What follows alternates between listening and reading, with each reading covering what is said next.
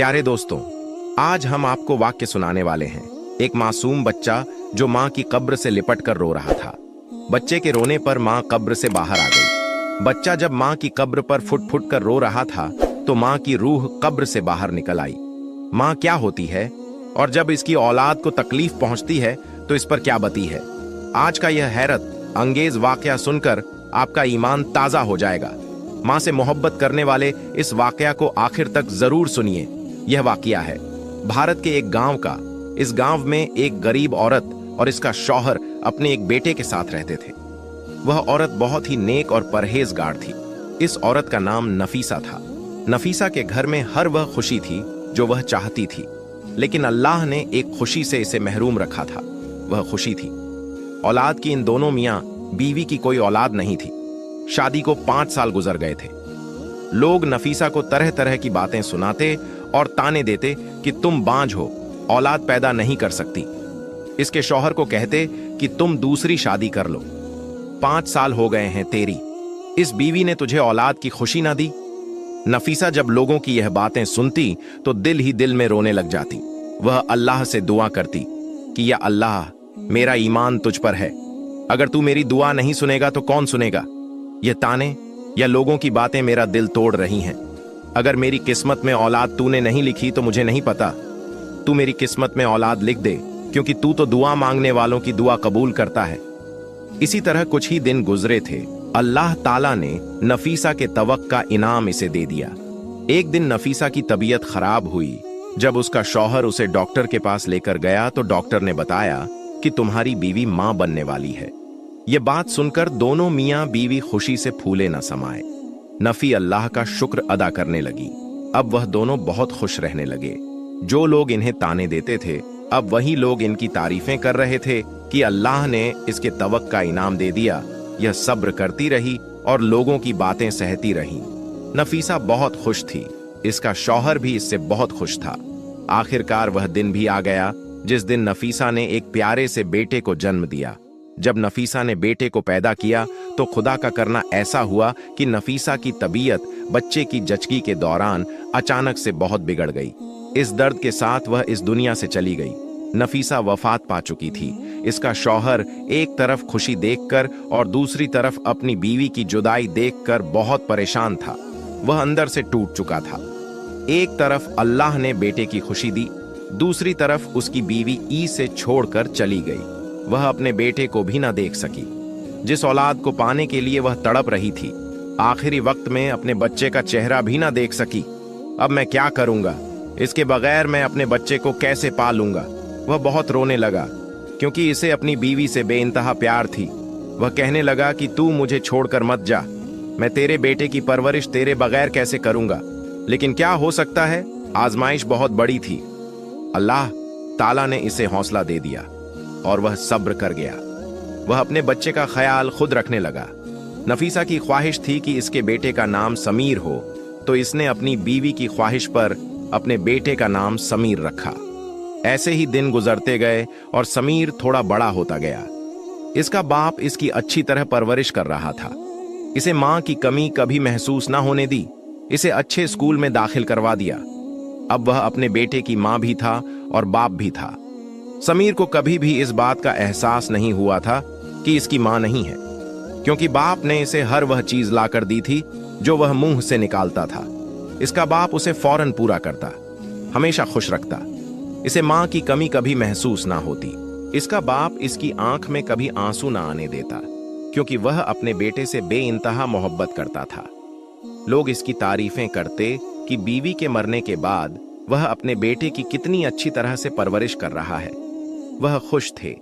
इनकी जिंदगी बहुत अच्छे से गुजर रही थी, लेकिन कभी कभी इसे अपनी बीवी का ख्याल आता तो वह रोने लगता। वह बेटे के सामने तो ना रोता। इसी तरह 4 साल गुजर गए। लोग अब इसे कह रहे थे कि तुम दूसरी शादी कर लो, तुम्हारा बच्चा बड़ा हो रहा है, इसका ख्याल कौन रखेगा, और तुम्हारी अभी उम्र इतनी नहीं, तुम अभी जवान हो, और वैसे भी जब तुम काम पर चले जाते हो तुम्हारा बच्चा घर में अकेला रहता है। किसी घरवाली को घर में लाओ जो तुम्हारा घर चलाए, तुम्हारे बच्चे का ख्याल रखे, इसे मां की कमी महसूस ना हो। वह इनकी बात मानकर एक खूबसूरत लड़की से निकाह कर लेता है। लड़की भी बहुत खूबसूरत। नाजिर ने भी यह फैसला कर लिया कि शादी हो जाएगी तो बच्चे का भी ख्याल मेरी दूसरी बीवी अच्छी तरह से रखेगी। मुझे इस बात की फिक्र तो ना रहेगी कि मेरा बेटा घर में अकेला है। जब मैं काम पर चला जाऊंगा तो मुझे पीछे से इसकी फिक्र नहीं रहेगी। जब इसकी शादी हो जाती है तो वह लड़की दुल्हन बनकर इसके घर में आ जाती है। वह शादी की पहली रात अपनी बीवी को कहता है कि यह मेरा बेटा है, इसका नाम समीर है। इसकी माँ जब से फौत हुई है तब से मैं ही इसकी परवरिश कर रहा हूँ। इसकी पैदाइश वाले दिन ही इसकी माँ फौत हो चुकी थी। इसने अपनी माँ को आज तक नहीं देखा। मेरे बच्चे ने कभी भी माँ का प्यार नहीं देखा। तुम इसको माँ का प्यार देना। मैंने शादी इसीलिए तुम्हारे साथ की है ताकि तुम मेरे बच्चे को अपना बच्चा समझो और इसका अच्छी तरह से ख्याल रखो। इसकी बीवी बहुत चालाक थी। वो लड़की कहने लगी कि आप फिक्र ना करें, यह आपका बेटा नहीं बल्कि आज से मेरा भी बेटा है। आप आज से यह फिक्र दिल से निकाल दें कि आपका बेटा अकेला है। इसे माँ की कमी महसूस हो रही होगी, लेकिन आज से मैं ही इसकी माँ हूँ। मैं इसका बहुत अच्छे तरीके से ख्याल रखूंगी। वह लड़की, इसमें एक बुरी आदत यह थी कि वह खुद का बंसवर और श्रृंगार बहुत करती थी। जिंदगी के दिन इसी तरह से गुजरते गई। नाजिर अब बच्चे की तरफ से फिक्र छड़ चुका था। वह बेफिक्र था कि इसे माँ मिल गई है और मेरी दूसरी बीवी इसका ख्याल रख रही है। बच्चा भी बहुत खुश था। इसका दिल नई माँ के साथ लग गया था। लेकिन यह औरत अब बच्चे से चिढ़ने लगी थी क्योंकि वह इसे हसद करने लगी थी, क्योंकि अब वह खुद एक बच्चे की माँ बनने वाली थी और सोचती थी कि इसका बाप इससे कितनी मोहब्बत करता है। अगर मेरे बच्चे पैदा होंगे तो यह इनसे इतनी मोहब्बत नहीं करेगा। औरत अब हसद करने लगी थी। वह अपनी सौतेली माँ का रूप दिखा रही थी। वह बच्चे को बुरी नजरों से देखती और खा जाने वाली नजरों से देखती। जब कभी नाजिर काम पर होता तो घर में अक्सर इसे डांट करती रहती और कहती कि मैं तेरी माँ नहीं हूँ, समझ नहीं आती तुझे, अब घर के काम तू खुद करेगा, मैं तुझे और नहीं खिला सकती। तेरे बाप के सामने तो मैं तुझे प्यार करती हूँ, लेकिन जब वह चला जाएगा तो मैं तेरे साथ यही बुरा सलूक करूंगी, क्योंकि तू मेरा बच्चा नहीं है। मैं तुझसे मोहब्बत कैसे कर सकती हूँ? मेरे होने वाला बच्चा ही मेरा असल बच्चा है और मैं इसी से मोहब्बत करूंगी। इसकी दुनिया में आने तक मैं तुझे इस घर से निकलवा कर रहूंगी ताकि तेरा बाप सिर्फ और सिर्फ मेरे बच्चे से ही मोहब्बत करे। वह औरत अब इस बच्चे से जलने लगी थी। इसे बहुत बड़े बड़े काम करवाने लगी जो वह नन्ही सी जान ना कर सकता। वह बच्चा हर वक्त रोने लगा था।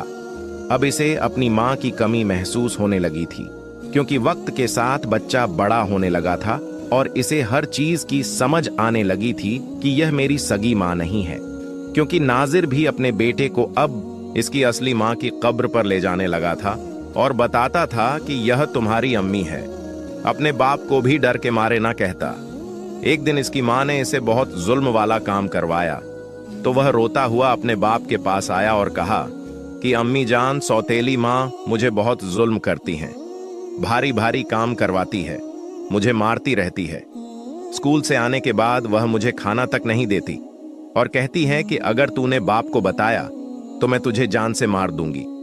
वह नन्ही जान बर्दाश्त ना कर सकी और अपने बाप को सारी बात बता दी। बाप को बहुत गुस्सा आया और अपनी बीवी को कहता है कि यह बच्चा क्या कह रहा है, क्या तूने इसके साथ ऐसा किया है? तो वह मक्कार औरत रोने लगी, आंसू झूठे मूठे गिराने लगी, कहने लगी कि आपने कैसे ऐसे छोटे बच्चे की इस झूठी बात पर यकीन कर लिया। यह बच्चा है। ऐसे ही खेलते खेलते इसने यह बात कह दी है, पर वह बाप तो बच्चे की बात पर यकीन ही नहीं करता था। यह बच्चा है, गलती से ऐसे ही कह दिया होगा। नजीर ने भी अपनी बीवी की बात पर यकीन कर लिया। बाप के जाने के बाद वह औरत कहने लगी, तेरी इतनी हिम्मत कि तूने अपने बाप को मेरी शिकायत कर दी। अब तू जा, निकल जा, दफा हो जा। मेरे घर से वह जालिम औरत इस मासूम बच्चे को मारने लग है, जुल्म करने लगती है कि चल निकल जा और वापस कभी मत आना। अगर तू वापस आया तो मैं तुझे जान से मार दूंगी। वह बच्चा था, डर गया, रोने लगा, कहने लगा कि अम्मा ऐसा मत कहो, ऐसा मत करो, मेरे साथ मैं कहां जाऊंगा, मुझे डर लगता है। वह औरत कहने लगी, मैं तुम्हारी मां नहीं हूं, सुना तूने, तुझे समझ क्यों नहीं आती? मैं तेरी सौतेली मां हूं, सगी मां नहीं। चल निकल जा यहां से। इस घर में अब तेरे लिए कोई जगह नहीं। इस घर में सिर्फ मेरा बच्चा रहेगा, तू नहीं। वह मासूम बच्चा था। वह डर के मारे घर छोड़कर निकल गया और भूखा कई दिन तक भटकता रहा। गलियों से कुरा से बचा कुचा खाना उठाकर खाता रहा। इसकी जिंदगी अब वैरान हो चुकी थी। वह बच्चा भिखारी बन चुका था। वह कबाड़ इकट्ठा करके बेचने लगा। इधर दूसरी तरफ जब नाजिर घर आया तो इसकी बीवी रो रही थी। वह मक्कार औरत ड्रामेबाजी कर रही थी। वह बीवी से रोने की वजह पूछता है कि क्या क्या हुआ है, तुम्हें क्यों रो रही हो, और समीर कहां पर है। वह कहने लगी कि हम लुट गए, बर्बाद हो गए हैं। मेरे बच्चे समीर को किसी ने अगवा कर लिया है। मैं सो रही थी और वह बच्चा बाहर खेल रहा था। जब मैं बाहर निकली तो कोई इसे अगवा करके ले जा चुका था। मैं क्या करूं? लाख कोशिश की इसे ढूंढने की, लेकिन वह मुझे कहीं ना मिला। नाजिर अपनी बीवी की मक्कारी ना समझ सका। वह बीवी के मुंह पर झूठे आंसू देखकर पिघल गया। वह कहने लगा, क्या सच में मेरा बेटा अगवा हो चुका है? इसकी बीवी झूठ मूठ कर रोना शुरू हो जाती है और वह बहुत परेशान हुआ कि मेरा बच्चा कहां चला गया, किस कम वक्त ने इसको अगवा कर लिया है। इसके तो पैरों के तले से जमीन ही निकल गई। वह बीवी को कहने लगा कि चलो आओ मेरे साथ, हम अपने बच्चे को ढूंढते हैं। अल्लाह करेगा तो मिल जाएगा। मेरी तो दुनिया ही उजड़ गई।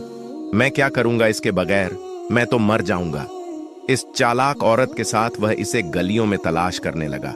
बहुत कोशिश करने के बाद भी बच्चा ना मिला, क्योंकि बच्चा कहीं चला गया था।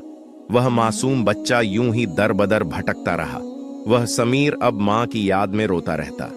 इसे अब अपनी मां की याद आ रही थी कि ऐ मेरी मां, अगर तू इस दुनिया में होती तो आज मैं ऐसे दरबदर न फिरता, क्योंकि अब वह बड़ा हो चुका था और इसे बहुत कुछ समझ में भी आ चुकी थी। एक दिन इसने ने सोचा कि मैं अपनी मां की कब्र पर जाता हूं और इसे सारा हाल बताता हूं। वह बच्चा अपनी मां की कब्र पर आ जाता है। जोर जोर से रोने लगता है, चीखने लगता है। ऐसे लग रहा था कि जैसे इसकी मां इसे सुन रही हो। वह कहने लगा कि मां, देखो तू मुझे छोड़कर चली आई और पीछे तेरे बच्चे को, तेरे समीर को घर से निकाल दिया गया। इसका बाप भी इसे छोड़ गया। सौतेली मां ने मुझ पर जुल्म किया। तू मुझे छोड़कर कैसे चली आई? मां तो अपने बच्चों का सहारा होती है, इनकी छत होती है। मां होते हुए बच्चे को कोई तकलीफ नहीं पहुंचती। एक तू है जो यहां वहां पर आकर सो चुकी है। तेरा बच्चा दर्द से चूर चूर है। मैं भूखा हूं, कई दिनों से मैंने कुछ नहीं खाया। ये सब कुछ सुनकर बच्चे की मां की रूह तड़प उठती है। इस बच्चे की मां की रूह आ जाती है। अल्लाह का करना ऐसा होता है कि वह कब्र से बाहर निकल आती है। वह अपने बच्चे की तड़प देखकर बाहर आ जाती है। बच्चा जब मां को अपनी आंखों के सामने देखता है तो वह खुशी से झूम उठता है। वह अपनी मां के गले लग जाता है। वह अपने बच्चे का दुख महसूस कर रही थी और अल्लाह के हुक्म से वह इसके पास बिल्कुल इसके सामने हाजिर हो चुकी थी। बच्चा मां के गले से लिपट कर रो रहा था। इसे अपने दिल का दर्द बता रहा था कि मेरे बाप ने दूसरी शादी कर ली है। मेरी सौतेली मां ने मुझे मार मार कर घर से बाहर निकाल दिया। मां, अब मैं वापस अपने घर नहीं जाऊंगा, मैं तेरे पास ही रहूंगा। वह बच्चा अपनी मां को सारा वाकया बताता है। इसकी मां रोने लगती है। मां तो मां होती है, चाहे मां इस दुनिया में है या नहीं। इसकी रूह बच्चे का दर्द महसूस करती है। इस तरह नफीसा ने भी अपने बच्चे के दर्द को महसूस किया और अल्लाह के हुक्म से वह अपने बच्चे के सामने हाजिर हो गई। इधर बाप अपने बेटे के दुख में, गम में निढाल हो गया था। वह अपनी बीवी और बच्चे को याद करने लगा। ले नफीसा, तू इस दुनिया से चली गई, सारी खुशियां ले गई। एक खुशी तूने बच्चा दिया, वह भी चला गया। आखिर कहां चले गए हो? तुम मां बेटे वापस आ जाओ, मेरा दिल नहीं लग रहा। इसकी दूसरी बीवी भी अब हैरान थी, क्योंकि नाजिर का दिल अब बुझ गया था। वह समझ चुकी थी कि यह बच्चे से बहुत मोहब्बत करता था और मैंने बहुत गलत किया। वह कहने लगी कि आप इस तरह उदास ना हो, हमारा नया बच्चा इस दुनिया में आने वाला है। वह भी तो आपकी औलाद होगी, इससे भी प्यार कीजिएगा। लेकिन किसी भी बात का नाजिर पर कोई फर्क नहीं पड़ा। इसे कोई खुशी महसूस नहीं होती थी। वह हर वक्त अब रोता रहता। इसने काम पर भी जाना छोड़ दिया था। वह हर वक्त अपने बच्चे और बीवी की याद में रोता रहता।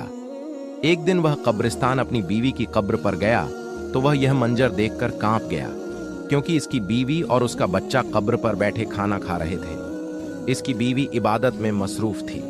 यह सारा मंजर वह अब अपनी आंखों से देख रहा था। इसे पहली दफा तो ऐसा लगा कि जैसे वह कोई ख्वाब देख रहा हो, लेकिन यह ख्वाब नहीं, हकीकत था। यह मंजर देखकर इसकी आंखों से आंसू निकल पड़े। हौसला करके वह इनके पास गया। रूह तो रूह थी, वह गायब हो गई, लेकिन बच्चा जाहिर था। वह कहने लगा कि अब्बा, तू मेरा अब्बा नहीं है, तू यहाँ से चला जा। यहाँ मैं सिर्फ अपनी माँ के साथ रहता हूँ। तेरी दूसरी बीवी ने मुझे घर से निकाल दिया। सुतेली माँ ने मुझ पर बहुत जुल्म किया। मैंने तुझे बताया भी था, ये मुझ पर जुल्म करती है, लेकिन तूने मेरी बात पर यकीन नहीं किया और अपनी दूसरी बीवी की बात को सच माना। इसने झूठ बोला होगा तुझसे, लेकिन मैं तो कब से अपनी माँ के पास हूं। मेरी माँ मुझे रोज खाना देती है, मेरा अच्छी तरह से ख्याल रखती है। वह माँ मेरे साथ अच्छी नहीं थी। बच्चा सारी बात बताता है। बच्चे की दुख भरी बातें सुनकर नाजिर का दिल तड़प उठता है। इसे यकीन नहीं आ रहा था कि वह का औरत इतनी चालबाज जालिम निकलेगी। इसकी असलियत मेरे सामने आ जाएगी। यह सोचकर इससे बहुत ज्यादा गुस्सा आया। वह भागकर अपने बेटे को साथ लेकर आता है और अपनी बीवी से कहता है कि ऐ चालाक मक्कार औरत, तुझे शर्म नहीं आती? कितनी पत्थर दिल है तू। तूने मेरे बच्चे पर इतना जुल्म किया, तुझे शर्म नहीं आई? तू भी मां बनने वाली है। यह नहीं सोचा कि यह तेरा बच्चा तो नहीं, लेकिन किसी का तो बच्चा है। यह तो मेरा खून है। तूने ऐसा क्यों किया? तू इस घर में अब नहीं रहेगी। मैं तुझे इसी वक्त तलाक देता हूं। बच्चा जो पैदा होगा वह मेरा होगा, इसे मैं खुद रखूंगा। अब तू यहां से निकल जा। मुझे इससे कोई फर्क नहीं पड़ता कि तू कहां जाएगी, लेकिन मैं तुझे तलाक दे दूंगा और तुझे आजाद कर दूंगा। मेरी जिंदगी से तू दफा हो जा। मुझे और मेरे बच्चे को सुकून से जीने दे। तू हमारी खुशियों में आग बनकर आई और सब कुछ जलाकर राख कर दिया। अब तू इस घर में हमेशा के लिए नहीं रहेगी। फिर सारे मंसूबे तेरे नाकाम हो गए। अल्लाह ने तेरी असलियत को मेरे सामने लाकर रख दिया और ऐसे मोजेज किए हैं कि मैं तुझे जिंदगी में कभी भी माफ नहीं करूंगा और अपने घर में बिल्कुल भी नहीं रखूंगा। नजीर इसे तलाक देकर घर से निकालने ही वाला था कि वह इसके पांवों में पड़ गई और जोर जोर से रोने लगी, माफी मांगने लगी। कहने लगी कि मैं मानती हूं कि मैंने इस बच्चे पर बहुत जुल्म किया। खुदा के लिए मुझे माफ कर दीजिए। ना जाने मुझे क्या हो गया था। मैं अपने बच्चे की मोहब्बत के लालच में आ गई थी। मुझे लगता था कि मेरा बच्चा हो जाएगा तो आप समीर से ज्यादा उसे मोहब्बत नहीं करेंगे और सारी मोहब्बत सिर्फ समीर के लिए ही है। मैंने इसीलिए आपके बच्चे पर जुल्म किए और इसे घर से भी निकाला। लेकिन मैं आपसे वादा करती हूं कि पहली गलती को तो अल्लाह भी माफ कर देता है। अब मुझसे कोई गलती नहीं होगी। अब मुझे माफ कर दीजिए। मुझे तलाक मत दें। मैं वादा करती हूं कि मैं समीर को मां से बढ़कर प्यार करूंगी। नजीर को इसकी बातों पर यकीन नहीं हो रहा था, लेकिन जब समीर ने अपने बाप को कहा कि अब्बू, इस अम्मी को एक मौका देकर देखिए, क्या पता यह सच कह रही हो, इन्हें माफ कर दीजिए। समीर के कहने पर नासिर ने अपनी दूसरी बीवी को एक मौका देने पर राजी हो जाता है और इसे माफ कर देता है। समीर की दूसरी मां अब इसकी उम्मीदों पर पूरा उतरती है। वह सच में समीर को बहुत प्यार और दुलार करती और मां का प्यार देती है, जिसे देखकर नाजिर भी खुश होता है। वह अपने बच्चे समीर के साथ हंसी खुशी जिंदगी गुजारने लगा। वह पुराने दुख भूल गया।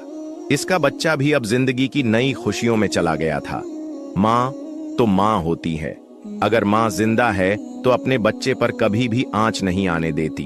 अगर वह उस दुनिया से चली गई है तो दुनिया में इसके बच्चे पर जुल्म हो रहा है और वह तकलीफों में है, तो मां की रूह यह सारा मंजर महसूस करती है। वह महसूस करती है कि इसका बच्चा तकलीफ में है। इसीलिए तो अल्लाह ताला ने मां के कदमों के तले जन्नत रखी है। इतना बड़ा मुकाम मां को हासिल है। वह लोग खुशकिस्मत हैं जिनके घर में मां का साया कायम है। मां जिस घर में होती है वह घर हरा भरा रहता है, और जिस घर से मां रुखसत हो जाती है वह घर वीरान हो जाता है। अल्लाह ताला सबकी मां को सलामत रखे और सेहत वाली लंबी जिंदगी अता फरमाए, और मां का साया हमारे सरों पर कायम रखे और तमाम औलाद को वालदैन की नाफरमानी करने से बचाए। आमीन या अल्लाह। जो भी इस वाकया को देख रहा है उसकी मां सलामत रहे। और आप लोगों को वाकया पसंद आया होगा तो वीडियो को लाइक, शेयर और चैनल को सब्सक्राइब भी जरूर कीजिएगा। शुक्रिया।